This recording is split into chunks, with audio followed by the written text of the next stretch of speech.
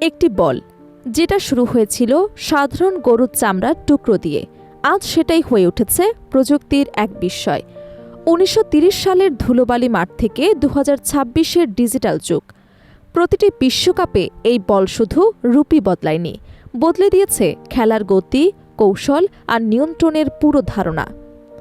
কখনো ভারী লেইস বাঁধা চামড়ার বল, কখনো রঙিন নকশার প্রতীক, আর এখন সেন্সরযুক্ত স্মার্ট ফুটবল। প্রতিটি যুগে এই বলই লিখেছে নতুন ইতিহাস। ফুটবলের প্রতিটি শট, প্রতিটি গোলের পেছনে লুকিয়ে আছে এই দীর্ঘ বিবর্তনের গল্প, যা বদলে দিয়েছে পুরো বিশ্বকাপের ভবিষ্যৎ। আজ আমরা জানব প্রথম আসরের টিম মডেল থেকে এবারে ট্রাই ওয়ানডেতে বিবর্তনের গল্প।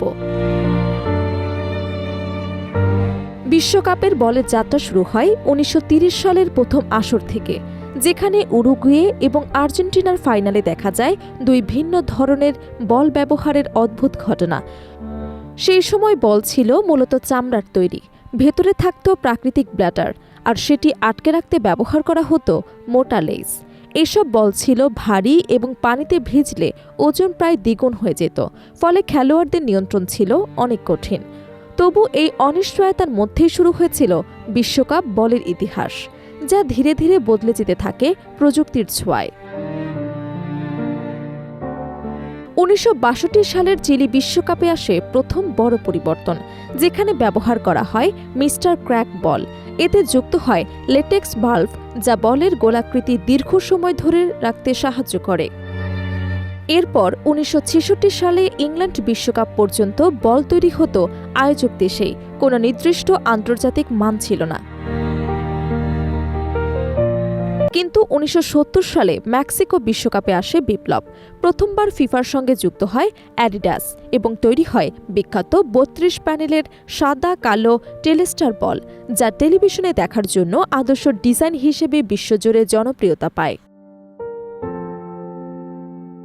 এরপর ১৯৭৮ সালের ট্যাঙ্গো বল নতুন ডিজাইনের যুগ শুরু করে, যেখানে ২০টি প্যানেলের টায়ার্ড প্যাটার্ন ব্যবহার করা হয়।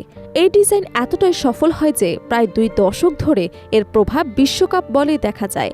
এরপর ১৯৮৬ সালে আসে সম্পূর্ণ সিনথেটিক আস্তেকা, যা ছিল পুরোপুরি ওয়াটারপ্রুফ বল। ১৯৯০ সালে কোয়েস্টা বল যুক্ত করে নরম ফোম লেয়ার, যা বলকে অতি দ্রুত এবং নিয়ন্ত্রণযোগ্য করে তোলে। ১৯৯৮ ফ্রান্স বিশ্বকাপে প্রথমবার রঙিন বল ত্রিকোলার আসে, যা ফুটবলকে ভিজুয়াল আইকনে পরিণত করে। ২০০২ কোরিয়া জাপান বিশ্বকাপে আসে আরও আধুনিক ডিজাইন, যেখানে ত্রিভুজ আকৃতির প্যানেল ব্যবহার করে পুরো বলের গঠন বদলে দেওয়া হয়। এরপর ২০০৬ সাল থেকে শুরু হয় থার্মাল বন্ডিং প্রযুক্তি, যেখানে সেলাইবিহীন বল তৈরি করা হয়, যা আরও স্মুথ এবং দ্রুত গতির হয়। তবে ২০১০ সালের জাবুলানি বল বিতর্ক তৈরি করে এর অনিয়ন্ত্রিত গতির কারণে। এরপর ২০১৪ ব্রাজিল বিশ্বকাপের ব্রাজুকা আবার স্থিতিশীলতা ফিরিয়ে আনে। প্রযুক্তির সবচেয়ে বড় বিপ্লব আসে ২০২২ কাতার বিশ্বকাপে আল রিহলা বলের মাধ্যমে, যেখানে যুক্ত করা হয় IMU সেন্সর। প্রতি সেকেন্ডে ৫০০ বার ডেটা ট্র্যাক করে সরাসরি VAR সিস্টেমে পাঠায়। এর ফলে অফসাইড সহ অনেক সিদ্ধান্ত হয়ে ওঠে প্রায় নিখুঁত। এখন ২০২৬ বিশ্বকাপ সামনে রেখে এই স্মার্ট বল প্রযুক্তি আরও উন্নত রূপ নিতে যাচ্ছে, যেখানে আরও দ্রুত ডেটা ট্র্যাকিং এবং উন্নত সেন্সর ব্যবহারের সম্ভাবনা রয়েছে। একসময়ের সাধারণ চামড়ার বল আজ দাঁড়িয়েছে এক ডিজিটাল বিপ্লবের প্রতীকে, যা শুধু ফুটবল নয়, পুরো খেলার ভবিষ্যৎকেই বদলে দিচ্ছে।